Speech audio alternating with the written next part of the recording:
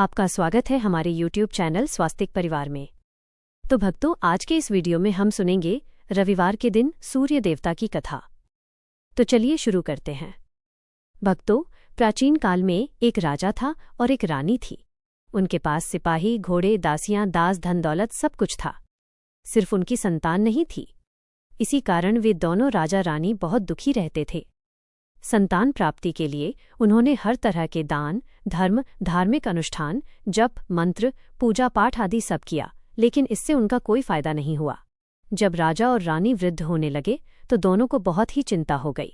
वे दोनों सोच में पड़ गए कि अब हमारे इतने बड़े राज्य का क्या होगा, कौन बनेगा इस राज्य का वारिस, कौन लेगा प्रजा की जिम्मेदारी। राजा और रानी दिन रात इसी चिंता में घुटने लगे। उन्हें खाने और पीने की भी सुध नहीं रहती थी। तो एक सुबह राजा के दरबार में एक साधु आता है तो दासी रानी को इत्तला करती है। तब वह दासी से कहती है, यह मेरा अंतिम दान धर्म है, इसके बाद मैं अपने हाथों से कोई दान धर्म नहीं करूंगी।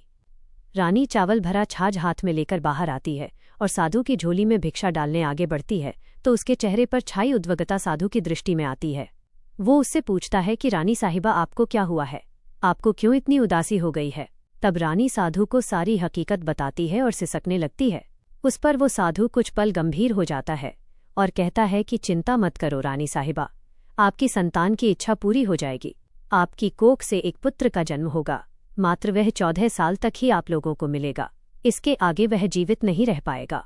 इससे बढ़कर आपको कुछ देना मेरे लिए संभव नहीं है। अपनी बात पूरी करते उसने अपनी झोली में हाथ डाला। झोली में हाथ डालकर थोड़ी सी भभूत निकालकर उसने रानी को दी और कहा, आप और महाराज दोनों इसे बांटकर ग्रहण कर लेना, तुम्हें जल्द ही पुत्र की प्राप्ति होगी। और वो साधु अपनी राह को चला गया। उसके जाने के बाद रानी सोचने लगी कि 14 साल तो 14 साल ही सही, उतने समय के लिए हमें पुत्र तो मिलेगा, यही काफ़ी है। उतने साल तक मैं उसे जी जान से बड़ा करूंगी, उसे ढेर सारा प्यार और दुलार करूंगी, अपनी संतान की मुराद पूरी करूंगी। उस रात अपना सारा राजगाज खत्म करके राजा जब रानी के महल में गए तो रानी ने राजा को सारी बात बता दी और साधु की दी हुई भभूत राजा को दिखाकर बोली कि साधु महाराज ने यह भभूत हम दोनों को ग्रहण करने के लिए दी है। राजा बोले, इतना दान और धर्म किया, जप और तप किया, उसका कोई फल नहीं मिला। अब इस भभूत से हमें क्या संतान प्राप्त होगी। उस पर रानी बोली, जब इतना सब कुछ कर लिया तो अब ये भी सही, क्यों हम उस साधु के क्रोध को बुलावा दे। राजा को अब किसी बात पर विश्वास नहीं था, पर रानी को दुख न पहुंचे इसलिए वो राजी हो गया और राजा रानी दोनों नहाते धोते हैं। फिर अपने भगवान का नाम का स्मरण करते हैं, अपने पुरखों को स्मरण करते हैं और उस साधु महाराज का नाम स्मरण करके वह भभूत बांटकर दोनों खाते हैं। उसके बाद दोनों निश्चित होकर सो जाते हैं। तो कुछ दिन गुजर जाते हैं और साधु द्वारा कहे अनुसार रानी गर्भवती हो जाती है। उस पर राजा और रानी दोनों की खुशी गगन में नहीं समाती। राजा रानी से बोलते हैं, महारानी, सचमुच साधु महाराज की कृपा हो गई। तो 9 महीने बाद रानी ने एक सुंदर पुत्र को जन्म दिया। राजा ने बड़ी धूमधाम से पुत्र का नामकरण किया। सारे राज्य में 8 दिन तक अन्न तर्पण रखा, उत्सव मनाया गया। अब पुत्र की कुंडली देखने के लिए राज्य के सबसे विद्वान पंडित जी को बुलाया गया। जो कुंडली देखकर पंडित जी बड़े चिंतित हो गए। कहने लगे, महाराज, हमारा राजपुत्र सिर्फ 14 साल तक हमारे पास रहेगा। राजा को इस बात की भनक तो थी ही, रानी को भी साधु महाराज की बात याद थी। दोनों चुप रह जाते हैं। उसके बाद राजा और रानी बड़े प्यार से बेटे की परवरिश करते हैं, उसकी हर ख्वाहिश पूरी करते हैं और थोड़े समय के लिए ही सही भगवान ने संतान की अपनी मुराद पूरी कर ली, इससे वे समाधान मानते हैं। राजपुत्र दिन प्रतिदिन बड़ा होता है। जब वो 7 साल का हो जाता है तो राजा एक अच्छे गुरु की नियुक्ति करके उसे पढ़ाई लिखाई, घुड़सवारी आदि 12 विद्याओं का शिक्षण देते हैं। जब वह सब शास्त्र विद्या में पारंगत हो जाता है और 12 साल की उम्र का हो जाता है तब एक अच्छी सी राजकन्या खोजकर उसकी शादी करा देते हैं। तो 2 और साल बीत जाते हैं। बेटा 14 साल का हो जाता है। एक दिन राजपुत्र राजा से बोलता है, पिताजी, मैं अपना सारा राज्य घूम कर देखना चाहता हूँ। आज तक मैंने सिर्फ इस रजवाड़े के अतिरिक्त कुछ देखा नहीं है। बेटे की बात सुनकर राजा चिंतित हो जाते हैं, क्योंकि पुत्र को 14 साल शुरू हुआ ही था। अब कोई अनहोनी होने का वक्त नज़दीक आ पहुंचा था, लेकिन राजा ये सब बातें पुत्र को बता नहीं सकता था। राजा अपने चेहरे पर खुशी लाकर बेटे से कहता है कि हाँ, ज़रूर जाओ बेटा, तुम्हें अपना सारा राज्य घूम कर देखना चाहिए, कहाँ क्या है ये सब जानना चाहिए। कल मेरे बाद तुम ही को तो राजा बनना है, मात्र एक बात का ध्यान रखें, तुम जहाँ जा रहे हो, क्या कर रहे हो, ये बात अपनी पत्नी को नहीं बताना। पुत्र कहता है, ठीक है पिताजी, आपने जो कहा है मैं वैसा ही करूँगा। राजपुत्र दिन भर अपनी पत्नी के साथ रहता है, खुशियां मनाता है और रात को 12 बजे वो उठकर बाहर चला जाता है। फिर सुबह होने से पहले वापस अपने महल में आकर सो जाता है। ऐसा बहुत दिनों तक चलता रहा और पुत्र का 14वां साल खत्म होने में कुछ ही दिन बाकी रहे थे। इतने में उसकी पत्नी यानी छोटी रानी रात में जाग जाती है। वह देखती है कि बिस्तर पर राजपुत्र नहीं है। वो महल में सब जगह देखती है तो राजपुत्र कहीं भी नजर नहीं आते। तो वो क्या करती, किससे कहती? वो चुपचाप रहती है। फिर वह सुबह होने पर देखती है कि उसका पति अपनी जगह सोया हुआ है। वह पति से कुछ नहीं पूछती है। लेकिन दूसरी रात भी जब वैसा ही होता है, तीसरी और चौथी रात और कुछ दिनों तक ऐसा ही चलता रहता है। तब रानी बहुत ही चिंतित हो जाती है। उसके मन में ढेर सारे सवाल उठते हैं, लेकिन उसे पूछने में डर लगता है। शायद पति गुस्सा कर बैठे। सास ससुर से पूछने के बारे में सोचा तो उसकी कुल मर्यादा बीच में आ जाती थी। तो इस तरह वो मन ही मन घुटती रहती थी। इस हालत में उसे खाने पीने में दिलचस्पी नहीं होती थी। वह दुबली पतली हो जाती है। तो उस राज्य में फूल बेचने वाली एक बूढ़ी मालिन थी। वो हमेशा छोटी रानी को फूल देने उसके महल में आती थी। उस बुढ़िया का ध्यान छोटी रानी पर पड़ जाता है। वो उससे पूछती है, बेटी तुम्हें किस बात का दुख है? तुम इस तरह सूख कर कांटा क्यों बनी हो? उस पर रानी कहती है, क्या बताऊं तुम्हें अम्मा, तुम्हारा राजपुत्र हर रात्रि को बाहर चला जाता है और सुबह वापस लौटकर आ जाता है। वह कहाँ जाता है, क्या करता है? ये सोच सोच कर मैं अन्न जल ग्रहण नहीं कर पाती हूँ और सूख सूख कर इस तरह कांटा बन रही हूँ। बुढ़िया सब बात सुनकर उसे एक उपाय बताती है कि बेटा ऐसा करना, आज रात को तुम सोना मत, उसके पीछे जाकर देखना कि वो कहाँ जाता है, क्या करता है, और उसकी अच्छी तरह से पहरेदारी करना। तो छोटी रानी बोली कि अगर मुझे नींद आ गई तो बुढ़िया बोली कि तुम्हें नींद ना आए इसलिए एक काम करना, अपने बाएं हाथ की उंगली में एक जख्म कर देना, उस पर थोड़ी सी मिर्ची छिड़कना, उससे तुम्हें बड़ी जलन होगी और उस पीड़ा से तुम्हें रात भर नींद नहीं आएगी। रानी बुढ़िया के कहे अनुसार वही करती है। उंगली की जलन से उसे बड़ी देर तक नींद नहीं आती, लेकिन बाद में वो सो जाती है। दूसरे दिन सुबह बुढ़िया फूल लेकर उसके महल में पहुंचती है और पूछती है, क्या हुआ बेटी, क्या तुम देख पाई कि पति कहाँ जाता है? रानी कहती है, नहीं अम्मा, पहले कुछ समय जलन के कारण मुझे नींद नहीं आई, पर कुछ देर के पश्चात मैं सो गई। बुढ़िया कहती है, कोई बात नहीं, आज तुम उंगली पर पहले से थोड़ा बड़ा जख्म करना और ज्यादा मिर्च लगाना। तो रानी ने वैसा ही किया, परंतु वह सिर्फ पति को बाहर निकलते हुए देख पाती है, उसके पीछे नहीं जा सकती क्योंकि उसे फिर से नींद आ जाती है। दूसरे दिन सुबह बुढ़िया आती है तो उसके पूछने से पहले ही रानी रोकर कहती है, अम्मा, मैं आज भी उसकी पहरेदारी ठीक तरह से नहीं कर पाई। बुढ़िया कहती है, रोना नहीं बेटी, सब कुछ ठीक हो जाएगा। तुम आज रात जख्म और बड़ा करना और उस पर ज्यादा मिर्ची लगाना, और एक काम करना कि जब वो जाने के लिए निकलता है तब उसका रास्ता रोकना। बुढ़िया ने जैसा बताया रानी ने वैसा ही किया। आज रात उसे नींद नहीं आती है। पति जब रात को महल से निकलने के लिए चलने लगता है तो वो बुढ़िया ने जैसा बताया वैसे ही करती है। दौड़कर जाकर पति का रास्ता रोकती है और कहती है, कहाँ जा रहे हो, किससे मिलने जा रहे हो, मुझे बताओ। राजपुत्र उसे समझाने की बहुत कोशिश करता है। देखो, अगर मैंने तुम्हें ये बता दिया तो मैं तुम्हें दोबारा नहीं मिल पाऊंगा। रानी कहती है, कोई बात नहीं, ना मिल पाओ, लेकिन आप रात के समय कहाँ जाते हो ये मुझे बता दो। राजपुत्र निरुपाय हो जाता है। पत्नी की जिद के आगे उसकी एक नहीं चल पाती। ठीक उसी समय उसका 14वां साल खत्म हो रहा होता है। 15वां साल लगने वाला होता है। जो होता है वो हो जाने दो, ये सोचता है और कुछ चावल मंत्रों से सिद्ध करके पत्नी को देकर कहता है कि इन चावल के दानों को हाथ की मुट्ठी में पकड़ना, पहले दाएं हाथ में पकड़े चावल मेरे ऊपर फेंकना, मैं कौन हूं तुम्हें पता चल जाएगा। बाद में बाएं हाथ में पकड़े चावल मेरे ऊपर फेंकना, मैं जैसा था तुम्हें मिल जाऊंगा। लेकिन यदि तुम बाएं हाथ के चावल मेरे ऊपर फेंकना भूल गई तो मैं तुम्हें कभी नहीं मिल पाऊंगा। रानी ने कहा, नहीं भूलूंगी। रानी बड़े आत्मविश्वास के साथ ये कहकर दाएं हाथ में पकड़े चावल पति के ऊपर फेंक देती है तो राजपुत्र एकदम एक विशाल घोड़ा बन जाता है, एकदम उम्दा सफेद, गर्दन पर लंबी अयार। देखते देखते वो तेजी से दौड़ने लगता है। रानी उस घोड़े को एकदम भौचक्की होकर देखने लगती है और पति ने बाएं हाथ के चावल फेंकने की जो बात कही थी वो भूल जाती है। उसकी आंखों के सामने घोड़ा महल से बाहर निकलकर चला जाता है। घोड़ा जो महल से बाहर जाता है तो वापस नहीं आता। अब रानी को बड़ा पश्चाताप हुआ। वो स्वयं को कोसने लगती है, लेकिन अब उसका कोई फायदा नहीं होने वाला था। राजपुत्र अब वापस नहीं आने वाला था। सुबह होते ही महाराजा को सब बात पता चली। उन्हें बहुत दुख होता है। वे बिस्तर पकड़ते हैं और राह देखते हैं कि एक दिन उनका बेटा वापस आ जाए। इस तरह 1 महीना गुजरता है, 3 महीने गुजरते हैं, आखिर 6 महीने पूरे हो जाते हैं। राजपुत्र का कोई अता पता नहीं चलता। प्रधान राजपुत्र को ढूंढने के लिए राज्य के गांव-गांव सिपाही भेजता है, लेकिन उन्हें कोई सफलता नहीं मिलती। इधर रानी अपनी हट के कारण पति गायब हो गया है। यह सोचकर स्वयं को मन ही मन कोसती है और प्रण लेती है कि कुछ भी करके पति को ढूंढ कर लाएगी और उसे वापस घर लेकर आएगी।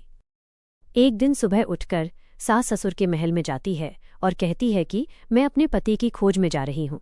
महाराजा को और क्या चाहिए था, कुछ भी करके उनका बेटा उन्हें वापस मिलना चाहिए था। वे बहू को जाने की अनुमति देकर कहने लगे, बेटी तुम्हें जो चाहे वो करो, जहाँ जाना है वहाँ जाओ, लेकिन हमारे बेटे को वापस लेकर आओ। अब रानी अपना शाही भेष बदलकर एक सेठानी बन जाती है।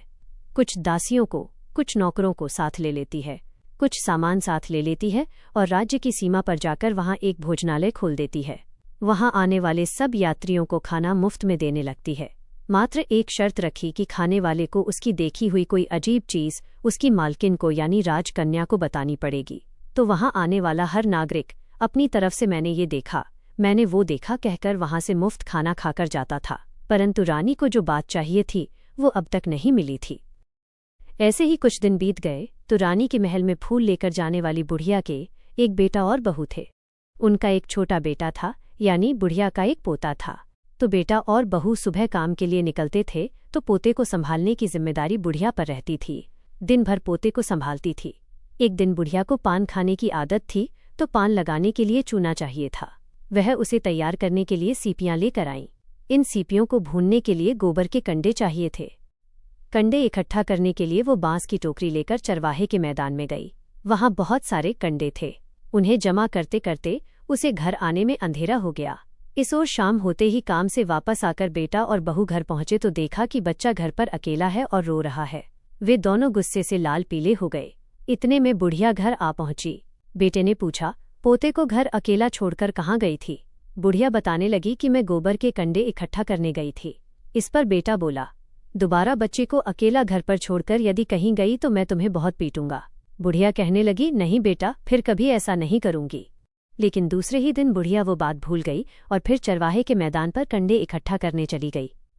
शाम को जब बेटा और बहू काम से वापस लौटे तो देखा कि बच्चा घर पर अकेला है और रो रहा है। अब उसके बेटे की सहन शक्ति खत्म होने लगी और बुढ़िया के वापस आने पर उसे घर से निकाल दिया। बुढ़िया रात भर घर के बाहर अंधेरे में बैठी रही और सुबह होते ही हाथ में टोकरी लेकर कंडे इकट्ठा करने के लिए निकल गई। उस दिन उस पर कंडे इकट्ठा करने का मानो पागलपन सवार हो गया था। कंडे इकट्ठा करते करते जब अंधेरा हो गया उसे मालूम ही नहीं चला।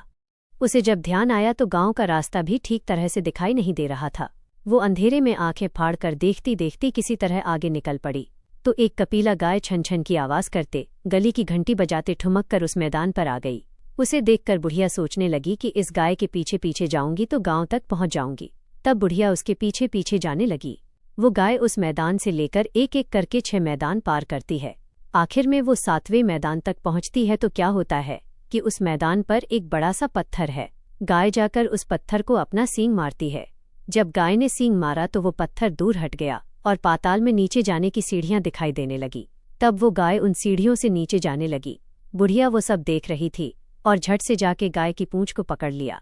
वो गाय के साथ नीचे पाताल में पहुंच गई और तुरंत ही गाय की पूंछ छोड़ दी और इधर उधर देखने लगी।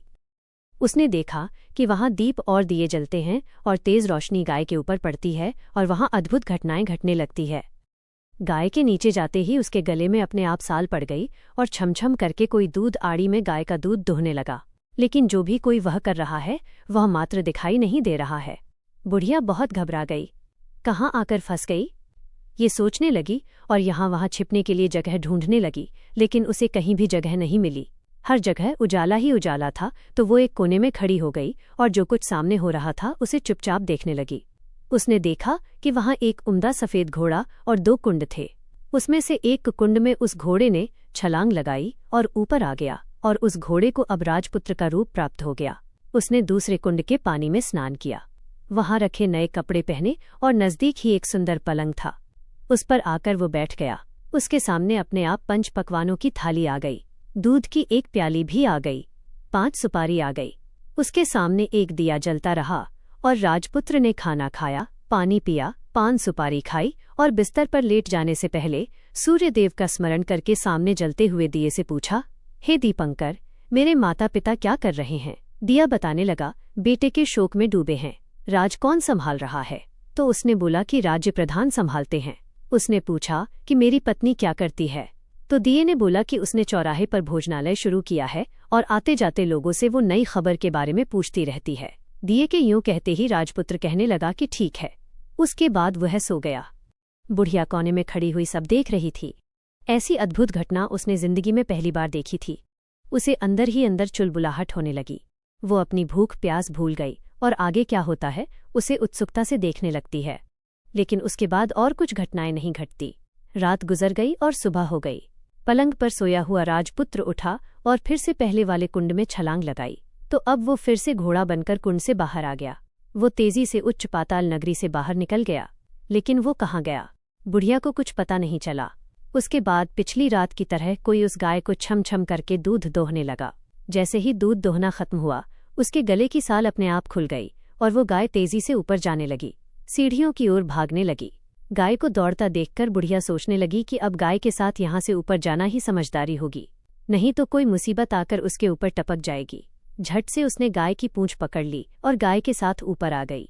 गाय जब मैदान में पहुंची तो उस सुरंग का रास्ता अपने आप बंद हो गया और उसके मुंह पर एक बड़ा सा पत्थर पहले की तरह खड़ा हो गया। ऊपर आकर वह गाय जंगल की ओर निकल गई। इधर बुढ़िया एकदम बावली सी हो गई। उसने पाताल नगरी में जो कुछ देखा था वो जल्द से जल्द किसी को बताने के लिए उतावली हो गई। उसे एकदम याद आया कि नगर की सीमा पार कोई औरत भोजनालय चलाती है और नई बात बताने वालों को अच्छा खाना पीना मुफ्त में देती है। वो सोचने लगी कि क्यों न मैं ये बात उस औरत को जाकर बताऊं। यदि उसे ये बात पसंद आ गई तो बाकी जीवन खाने पीने की झंझट से मुक्ति मिल जाएगी। बुढ़िया ने मन में तय किया और तुरंत उस भोजनालय के द्वार पर टंगे नगाड़े के सामने खड़ी हो गई और जोर जोर से नगाड़ा बजाना शुरू कर दिया। नगाड़े का इस तरह शोर सुनकर मालकिन यानी छोटी रानी मन में प्रसन्न हो जाती है कि शायद कोई बड़ी बात लेकर यहाँ आया है। रानी सिपाहियों को आदेश देती है, जाइए और जो कोई आया है उसकी अच्छी तरह खातिरदारी कीजिए। आदेश पाते ही सिपाही नीचे दौड़ गए तो एक बुढ़िया नगाड़ा बजा रही थी। उन्होंने पूछा, क्यों नहीं बुढ़िया, क्या हुआ? क्यों नगाड़ा बजा रही हो? बुढ़िया बोली, कुछ नहीं बेटा, यहाँ खाना मिलता है ना, इसलिए आई हूँ। खाना चाहिए मिलेगा, लेकिन तुझे कोई नई बात बतानी पड़ेगी। हाँ बताऊंगी, एक बात मालूम है मुझे। इस पर सिपाही उसे अंदर लेकर गए। उनको मालकिन का आदेश था कि जो कोई बूढ़ा बुजुर्ग वहां आए उनके साथ अच्छी तरह पेश आना, उनका अच्छे से आदर सत्कार करना। तो सिपाही ने उस बुढ़िया का भरपूर आदर सत्कार किया। यह उसे बड़ी सिद्ध थाली भरकर व्यंजन परोसते हैं। बुढ़िया कुछ दिनों से भूखी थी। वह खाने पर टूट पड़ी। खाना खाने के बाद सिपाही ने उसे नई साड़ी पहनने को दी। उसके बाद उसे लेकर रानी के पास आए। बुढ़िया और रानी ने तुरंत एक दूसरे को पहचान लिया। तब रानी ने बुढ़िया से कहा कि अम्मा, अब बताओ तुमने क्या नई बात देखी है? नई बात? मैंने कोई नई बात नहीं देखी है। बुढ़िया बोली, वो तो मेरे पास तुम्हें देने के लिए खाने के पैसे नहीं थे, इसलिए मैंने झूठ कहा और नगाड़ा बजाया। रानी ने कहा, अम्मा घबराना नहीं, मैं किसी को तुम्हारा नाम नहीं बताऊंगी। फिर भी बुढ़िया ने कहा कि मेरे पास कोई नई बात नहीं है। इस पर रानी ने उससे कहा, देखो अम्मा, यदि तुमने मुझे वो नई बात बताई तो जिंदगी भर मैं तुम्हारी देखभाल करूंगी और तुम्हें रानी माता की तरह रखूंगी। अब बुढ़िया बताने को तैयार हो गई। उसने जो कुछ उस चाराह वाले मैदान पर देखा था वो सब कुछ कुंवर रानी को बता दिया। बुढ़िया की वे बातें सुनकर कुंवरनी को यकीन हो गया कि वह राजपुत्र उसी का पति है। वो तुरंत बुढ़िया से कहने लगी कि अब माँ मुझे उस जगह पर ले चलो। तब बुढ़िया बोली, नहीं बेटी, वो पाताल राज्य है, सांप है। यदि किसी ने तुम्हें देख लिया तो तुम्हारी जान खतरे में पड़ सकती है। लेकिन रानी उसकी एक भी नहीं सुनती। उसे उस जगह ले जाने के लिए हर्ट करने लगी। आखिर में बुढ़िया ने उसका कहना मान लिया और कहने लगी, ठीक है, मैं तुम्हें वहां ले जा सकती हूँ, पर आज नहीं, कल वहां जाना है तो शाम को ही जाना होगा। तो दूसरे दिन दोपहर को रानी बुढ़िया के साथ उस मैदान पर गई और एक जगह छुपकर गाय के आने की राह देखने लगी। दिन ढलते ही अंधेरा गिरने लगा और गाय हमेशा की तरह वहां आ गई। मैदान के उस कोने में जाकर उसने पत्थर पर सींग मारा तो छत से पत्थर हटकर वहां सुरंग में जाने का रास्ता खुल गया। गाय उस रास्ते से नीचे उतरने लगी तो बुढ़िया रानी से कहने लगी, जल्दी आगे बढ़ो, हम गाय की पूंछ पकड़कर नीचे उतरेंगे। तो दोनों गाय की पूंछ पकड़कर नीचे उतर गई। बुढ़िया पहले जिस कोने में छिपी थी उस कोने में छिप गई। अब नीचे सब कुछ पहले जैसा घटित हो रहा था। गाय के गले में अपने आप साल पड़ गई। कोई अदृश्य रूप से उसका दूध धोने लगा। एक सफ़ेद उम्दे घोड़े ने आकर एक कुंड में छलांग लगाई तो राजपुत्र के रूप में ऊपर आया। वो राजपुत्र दूसरे कुंड में नहाने लगा। बाद में उसके सामने खाने की थाली आ गई, दूध की प्याली आ गई, पान का बीड़ा आ गया। राजपुत्र सब ग्रहण करके सोने के लिए पलंग पर गया तो सोने से पहले सूर्यदेव का स्मरण करके वो दिए से पूछने लगा, दीपांकर, मेरे माता पिता क्या कर रहे हैं? तो दिया कुछ जवाब नहीं देता, बल्कि वो बुझने लगता है। तब राजपुत्र को कुछ घटित हुआ है, इसका संदेह हो गया। वह उदास हो गया और जो कुछ हुआ है वह हो जाने दो, ऐसा सोचकर फिर से बिस्तर पर लेट गया। अब रानी का संयम छूट गया। वो दौड़कर पति के पास गई और उसके पैर पकड़ने के लिए आगे बढ़ने लगी। राजपुत्र तुरंत ही पत्नी को पहचान गया। वो छत से पीछे हट गया और चिल्लाने लगा, नहीं नहीं, मुझे मत छूना, सर्वनाश हो जाएगा। रानी दोनों हाथ जोड़कर पति से अपनी भूल स्वीकार करने लगी। स्वामी, मुझसे भूल हो गई। मुझे आपसे नहीं पूछना चाहिए था कि आप रात को कहाँ जाते हो। मैं अपनी भूल स्वीकार करती हूँ। मुझे मेरी भूल की सज़ा मिल गई है। अब आप घर चलो। आपके वियोग में आपके माता पिता ने बिस्तर पकड़ लिया है। आपकी प्रजा भी बहुत दुखी है। उस पर राजपुत्र कहने लगा, वही तो एक बार तुम गलती कर बैठी हो, अब दोबारा मत करना, नहीं तो अब मैं तुम्हें जो दिख रहा हूँ वो अभी नहीं दिखूंगा। रानी अब विलाप करने लगी, जोर जोर से जमीन पर सिर पटकने लगी। राजपुत्र के मन में उसके प्रति दया उत्पन्न हो गई। वह उससे कहने लगा, यदि तुम मुझे पाना चाहती हो तो तुम्हें एक काम करना होगा। काम कठिन है, लेकिन वह तुम्हें अकेले ही करना होगा। रानी ने कहा, कहो स्वामी, कितना भी कठिन काम हो मैं वह पूर्ण करूंगी। रानी कहने लगी। इस पर राजपुत्र ने उसे बताया, इस पाताल से ऊपर जाते ही तुम्हें एक घना जंगल नजर आएगा। ऐसे 6 जंगल पार करने के पश्चात तुम्हें एक 7वां जंगल मिलेगा। वह जंगल सबसे घना है। उस जंगल के बीचों बीच एक पीपल का पेड़ है। उसके आसपास की जगह पत्ते, फंदे, जटाएं आदि से ढक चुकी है। वहां बाघ, शेर, सांप और भालू बैठते हैं। तुम्हें उन सबको भगाकर वो जगह साफ करनी है। उसको गोबर से लिपाई करके पवित्र बनाना है, रंगोली से सजाना है। उसके बाद वहां धूप, कपूर, अगरबत्ती जलानी है। फूल और कुमकुम से पेड़ की पूजा करनी है। दूध और दही से बने चावल का भोग चढ़ाना है। यह सब तुम्हें दोपहर को 12 बजे से पहले करना है। 12 बजे बजने के समय तुम्हें उस जगह पर बैठकर सूर्य भगवान का ध्यान करना है। ठीक 12 बजे सूर्य भगवान का रथ वहां उतरेगा। वे सब देखकर खुश हो जाएंगे और कहेंगे कि जिस किसी ने भी ये सब किया है उसे मैं मनचाहा फल दूंगा। तो तुम सामने जाकर उसके रथ का दाहिना घोड़ा मांगना, मैं तुम्हें मिल जाऊंगा। इतनी बात कहकर राजपुत्र अपने पलंग पर सो गया और छोटी रानी भोर होने की राह देखने लगी।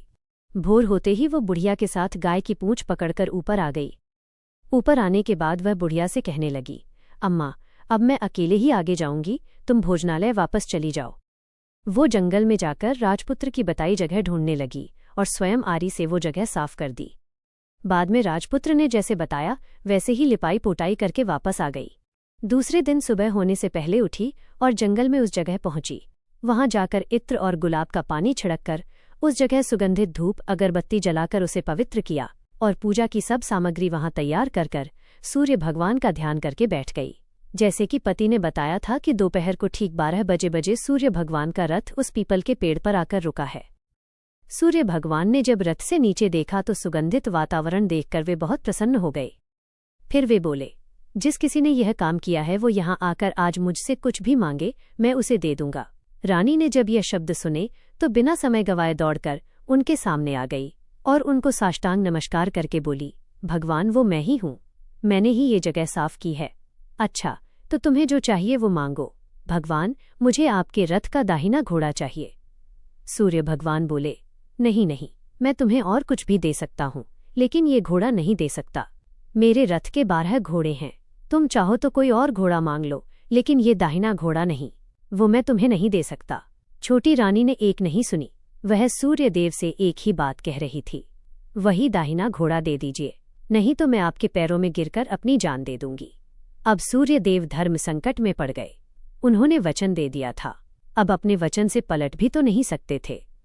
ठीक है, दे दिया तुम्हें घोड़ा, सूर्यदेव ने कहा। फिर एक बात और भी कही, देखो मैंने तुम्हें घोड़ा तो दे दिया है, लेकिन वो तुम्हें यहाँ नहीं मिलेगा, तुम्हें उसे पाताल में जाकर लाना होगा। रानी बोली, पाताल में ही क्यों भगवान, मैं उन्हें पाने के लिए कहीं भी जा सकती हूँ। रानी को वचन देकर सूर्यदेव अपने मार्ग को चले गए और इधर रानी जंगल से अपने भोजनालय में आ गई। फिर वह बुढ़िया को लेकर उस मैदान पर आ गई और जल्दी ही शाम हो गई। शाम होते ही वहां वो गाय आ गई और उसने सींग मारकर सुरंग का पत्थर हटाया और नीचे उतरने लगी। रानी और बुढ़िया जल्दी जल्दी उसकी पूंछ पकड़कर नीचे उतर गई। नीचे पाताल में सब घटनाएं पहले की तरह ही घटने लगी। घोड़े का एक कुंड में नहाकर राजपुत्र बन जाना, नहा धोकर पलंग पर जाकर बैठना तो उसे खाने की थाली, दूध की प्याली आना, पान का बीड़ा आना। लेकिन आज एक नई बात घटी। आज 2-2 थाली, 2-2 दूध की प्याली और 2-2 पान के बीड़े उसके सामने आए। वह कुछ नहीं बोला। अपने हिस्से की थाली खाकर, दूध पीकर और पान का बीड़ा चबाकर वह सोने चला गया और हमेशा की तरह दिए से पूछने लगा, दिए दीपंकर, मेरे माता पिता क्या करते हैं? दिए ने बताया, वे दोनों तुम्हारे शोक में मरने की स्थिति में पहुंच गए हैं। ऐसा झट से उसकी आंखों में आंसू टपकने लगे। फिर वह पूछने लगा, दिए दीपंकर, मेरा राज्य कौन चला रहा है?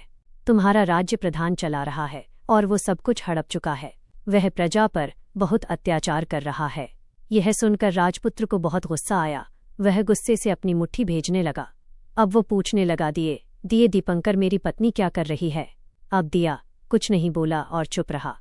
अब रानी का संयम जवाब दे गया। वो दौड़कर पति के गले लग गई। अब मैं तुम्हें मिल गया। राजपुत्र कहने लगा, सच कहते हो? अब आप फिर से घोड़ा तो नहीं बनोगे ना? नहीं, दोबारा घोड़ा नहीं बनूंगा।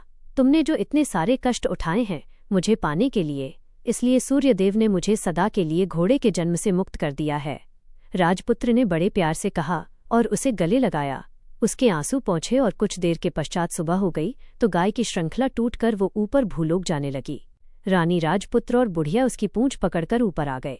ऊपर आने पर वे सीधे भोजनालय में पहुंचे। वहां का सब सामान लोगों में बांट दिया और उसको ताला लगाकर अपने राज्य में लौट आए। राजपुत्र वापस आता है और उसके तेवर देखकर प्रधान घबरा जाता है। राजपुत्र ने उसे बंदी बनाकर कैदखाने में डाल दिया और राज्य की बागडोर अपने हाथ में ले ली। उसके बाद वो अपने माता पिता को मिलने उनके महल में गया। तब राजपुत्र क्या देखता है कि उसके माता पिता उसके शोक में अस्थि पंजर बने हुए हैं। पुत्र को वापस आया देखकर मरणासन राजा रानी की आंखों से टपटप आंसू बहने लगे। इन दोनों ने पुत्र को गले लगा लिया, उसे प्यार से सहलाया और इतना होने के बाद उनकी सेहत में एकदम सुधार आने लगा। वे अब बिस्तर से उठकर बैठ गए हैं, पुत्र को आशीर्वाद देने लगे हैं। राजपुत्र के आने की खबर तुरंत ही राज्य में फैल गई।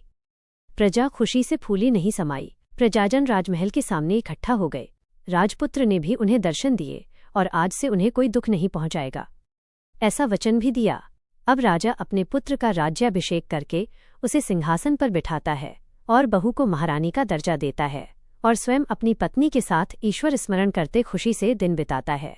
महाराजा बना राजपुत्र अच्छी तरह से राज्य चलाने लगा और अपनी पत्नी के साथ सुख शांति से जीवन बिताने लगा। उस बुढ़िया को रानी ने अपने ही पास रख लिया और उसकी अच्छी तरह से देखभाल करने लगी। बुढ़िया और उसके बुढ़ापे के दिन खुशी से गुजरने लगे। प्रेम से बोलिए सूर्यनारायण भगवान की जय।